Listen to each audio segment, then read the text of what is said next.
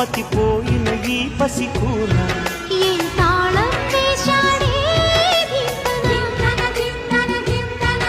ఏం రాగం తీసిందే అంగనా